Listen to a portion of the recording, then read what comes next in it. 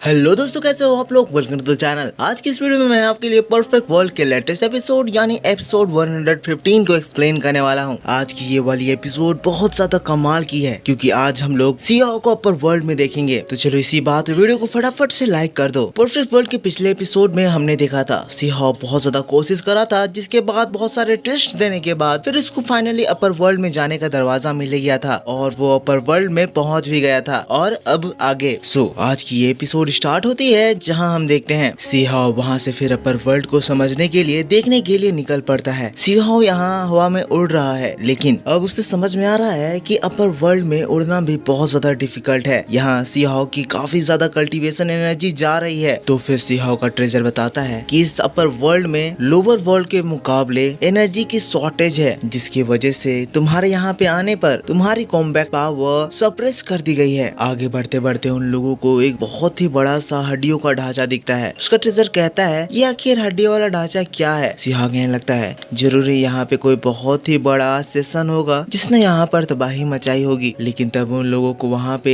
एक बर्ड के चहचहाने की आवाज सुनाई देती है। वो लोग वहाँ जाते हैं, देखते हैं कि उस बड़े से हड्डी के पास एक स्कॉर्चिंग येलो बर्ड है। सीहाओ को ये भी सेंस होता है कि यहाँ पे एक बहुत ही स्ट्रॉन्ग एनर्जी है। पर सीहाओ जब ये बर्ड को देखता है वो देखकर शॉक्ड हो जाता है, क्योंकि ये स्कॉर्चिंग येलो कहीं से भी लोअर वर्ल्ड जैसा स्मार्ट नहीं लग रहा था, बल्कि यहाँ इस अपर वर्ल्ड में तो ये स्कॉर्चिंग वेलो का साइज भी बहुत ज्यादा छोटा होता है। हम यहाँ पिछले बार देखे थे जब सीहाओ पहली बार अपर वर्ल्ड में कदम रखा था, यहाँ पे छोटे छोटे एनिमल बहुत ज्यादा बड़े दिखाई दे रहे थे और बड़े एनिमल जैसा कि हम देख रहे हैं बहुत ज्यादा छोटे दिखाई दे रहे हैं। यहाँ तो लोअर वर्ल्ड से सब उल्टा है। सीहाओ उस बर्ड के पास जाता है, उसको देख रहा होता है। तभी अचानक से सीहाओ के ट्रेजर को कुछ सेंस होता है। ये ट्रेजर मशरूम को सेंस करके घबरा गया है। कह रहा है इस एरिया में मशरूम है, हमें जल्दी से यहाँ से बाहर निकलना होगा। और दोस्तों तब हम देखते हैं जो छोटे छोटे मशरूम लोअर वर्ल्ड के हैं, अपर वर्ल्ड में ये बहुत ज्यादा बड़े बड़े लग रहे हैं। यही नहीं, ये मशरूम अपनी वेंस को बढ़ाकर उस बर्ड को खाने के लिए बढ़ रहे हैं। सीहाओ एकदम शॉक्ड हो गया है। कह रहा है क्या स्कॉर्चिंग येलो इन मशरूम के द्वारा खा लिया जाएगा। ये चीज देखकर कितना ज्यादा अजीब लग रहा है। लेकिन हम देखते हैं धीरे धीरे करके ये मशरूम वेंस इन लोगों को घेर लेते हैं। इनका ट्रेजर घबराने लगता है। हम इस बर्ड को देखते हैं जो कि यहाँ से उड़ने की कोशिश कर रहा होता है, पर इस जगह पे ये बहुत ज्यादा कमजोर लग रहा होता है, ये ठीक से उड़ भी नहीं पा रहा होता है। तभी हम देखते हैं सीहाओ उसको बचाता है, अपनी एनर्जी से उसके पास आ रहे मशरूम्स के वेन्स को हटा देता है। पर ऐसा करते ही वहाँ पे एक जोर की डरावनी आवाज गूंजती है, मतलब कि सीहाओ के यहाँ पे एनर्जी यूज करने से यहाँ पे ये कार्निवोर मशरूम्स एक्टिवेट हो गए हैं। और उस जगह पे हम देखते हैं बहुत सारे बबल्स सीहाओ को घेर लेते हैं। सीहाओ तब उस बर्ड को पकड़ता है और तुरंत ही उस एरिया से बाहर निकलने लगता है। लेकिन ये इतना आसान नहीं है। हम देखते हैं वो वेन्स सीहाओ के ऊपर खतरनाक हमला करते हैं। सीहाओ को बहुत हेवी पेन होता है और हम देखते हैं सीहाओ जो इस बर्ड को बचा रहा होता है, ये बर्ड भी सीहाओ के हाथों में सेफ फील नहीं कर रही होती है। ये जो उसे चिल्लाने लग रही है, पता नहीं इस जगह पे क्या मुसीबत आने वाली है। सीहाओ भी कह रहा है मैं तो इस बर्ड को बचा रहा हूँ, तो ये बर्ड ऐसे रिएक्ट क्यों कर रही है। जिसके बाद सीहाओ उन बबल से बचने के लिए अपने चारों ओर एक एनर्जी शील्ड बनाता है, पर ये एनर्जी बैरियर भी अभी उतना ज्यादा स्ट्रॉन्ग नहीं होता है। सीहाओ अपर वर्ल्ड में आने से पहले बहुत ही हैवी डैमेज कंज्यूम करा था और इसी वजह से सीहाओ का ट्रेजर बहुत ज्यादा घबरा गया है। कह रहा है कि अब हम लोग इस जगह पे ही मरने वाले हैं, पता नहीं हम लोग इस अपर वर्ल्ड में क्यों आए। सीहाओ चलो हम लोग यहाँ से निकल जाते हैं। लेकिन तब दोस्तों हम देखते हैं सीहाओ अपने वेपन को बाहर निकालता है और उन सारे बबल सारे उन वेन्स को वहाँ से हटा देता है। जिसके बाद वो तुरंत ही वहाँ से भागने लगता है। लेकिन तभी हम देखते हैं ये चीज और ज्यादा तेजी से सीहाओ का पीछा करने लगती है और ये वेन्स सीहाओ को जकड़ लेती है। सीहाओ इनके ट्रैप में फंस जाता है। लेकिन तभी हम देखते हैं सीहाओ अपने वेपन को यूज करता है, वहाँ पे एक बहुत ही जोर का धमाका करता है और लकीली इस बार सीहाओ उस जगह से बाहर निकलने में सक्सेसफुल हो जाता है। पर इस फाइट की वजह से सीहाओ काफी ज्यादा इंजर्ड हो चुका है। यहाँ हम देखते हैं सीहाओ के चेहरे से खून तक निकलने लगता है। सीहाओ लंगड़ाते हुए बैठता है, कह रहा है इतनी ज्यादा सवर इंजरी के बाद इस तरह की खतरनाक हैवी अटैक्स, मुझे जल्दी कुछ अच्छा प्लेस ढूंढना होगा जहाँ पे मैं अपने घावों को हील कर सकूं। लेकिन दोस्तों तभी हम देखते हैं सामने से एक बहुत ही बड़ा स्नेल के साथ 3 लोग सीहाओ की ओर ही आ रहे होते हैं। सीहाओ कहने लगता है हो सकता है हमारे ऊपर एक मुसीबत आने वाली है। लिटिल बर्ड क्या तुम अब खुद से फ्लाई कर सकते हो, क्योंकि अगर हमें यहाँ से भागना होगा तो लिटिल बर्ड तुम्हें खुद से ही अपने आप को बचाना होगा। लेकिन तभी हम देखते हैं इतने ज्यादा हैवी इंजरीज की वजह से सीहाओ उसी जगह बेहोश हो जाता है। पर ये लोग जब सीहाओ के करीब आते हैं हमें पता चलता है कि ये लोग अच्छे लोग होते हैं, जो कि सीहाओ की इंजरीज को देखकर फिर सीहाओ को अपने साथ अपने कबीले में ले जाते हैं, पर यहाँ इनका कबीला तो और भी ज्यादा खतरनाक लग रहा होता है, जहाँ इस कबीले की रक्षा एक खतरनाक स्पाइडर बीस्ट कर रही होती है। सीन यहाँ से शिफ्ट होता है। अगले सीन में हम देखते हैं सी हाओ को जब होश आता है, वो अपनी आंखें खोलता है तो देखता है कि स्टोन विलेज के उनके पेट्रियार्क उसके साथ हैं। सी हाओ शॉक्ड दोबारा से अपनी आंखें बंद करता है, तब उसे उनके सामने एक दूसरा पर्सन दिखाई देता है। मतलब ये सी हाओ का बस एक वहम था। जिसके बाद ये डॉक्टर सी हाओ से कहते हैं, लड़के तुम बहुत ज्यादा इंजर्ड हो गए हो, आराम से उठो, नहीं तो तुम अपने इंजरीज को और भी ज्यादा खराब कर दोगे। लेकिन सी हाओ बहुत ज्यादा शॉक्ड है। वो कह रहा है आपने मेरी जान बचाई। वो ओल्ड मैन कहता है जब हमारे कबीले की हंटिंग टीम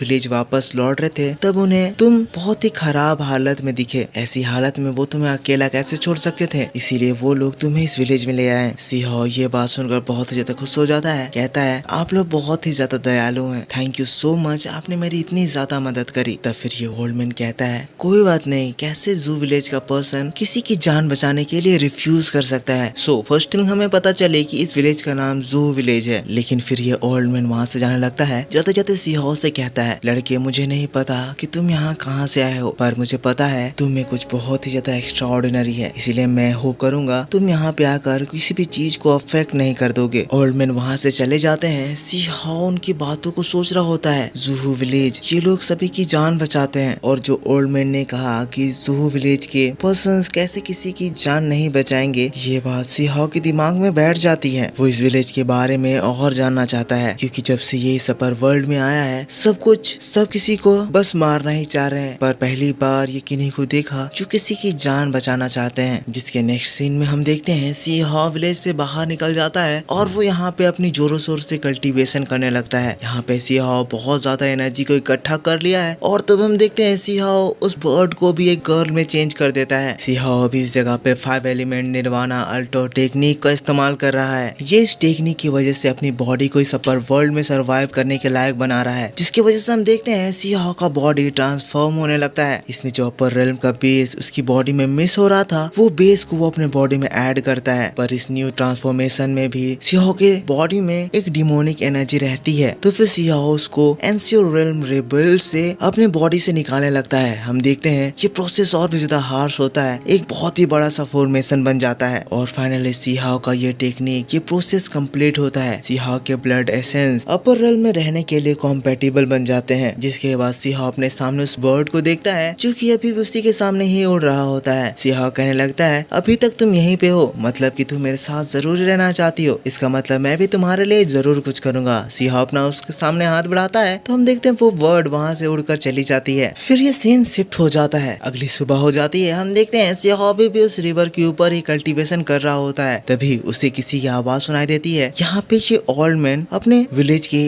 इन हंटर्स को इस विलेज की बहुत ही पुरानी एक प्रथा के बारे में बता रहा होता है, और फिर उन लोगों को बहुत ही बढ़िया से रिहर्सल करने को कहता है, क्योंकि इस बार हजारों सालों के बाद एक कंपटीशन होने वाली है। इस कंपटीशन में वॉरियर्स का सिलेक्शन होगा जो कि कॉन्टिनेंट वॉर में पार्टिसिपेट करेंगे। ये सारी बातों को सुनकर फिर सी हाओ उन लोगों के सामने चला जाता है, और फिर उस ओल्ड मैन से कहता है आप लोग किस बारे में बात कर रहे हैं। सॉरी ग्रैंडपा, मैं आपकी बात को सुनकर बहुत ज्यादा एक्साइटेड हो गया हूँ, क्या आप मुझे भी इस बारे में बता सकते हैं। तो फिर ओल्ड मैन उसको बताता है कि हजारों सालों में एक बार एक कंपटीशन होता है। इस कंपटीशन में इन लोगों का ये गांव भी पार्टिसिपेट करता है। सी हाओ तब सोचने लगता है ये कंपटीशन में जरूर ही बाकी के गांव भी पार्टिसिपेट करते होंगे, ये सही मौका है जब मैं अपने मॉम डैड और भाई के बारे में इंक्वायर कर सकूं। और दोस्तों तब सी हाओ कहता है कि मुझे भी इस कंपटीशन में पार्टिसिपेट करना है, और इसी बात के साथ यहाँ ये एपिसोड खत्म हो जाता है। सो आप मेरे को बताओ आपको ये वीडियो कैसा लगा। अगर वीडियो पसंद आया है तो प्लीज वीडियो को लाइक जरूर करना, चैनल पर न्यू हो तो सब्सक्राइब जरूर करना, और मैं आपसे मिलता हूँ इसके नेक्स्ट पार्ट को लेकर। तब तक के लिए take care, bye bye and thanks for watching.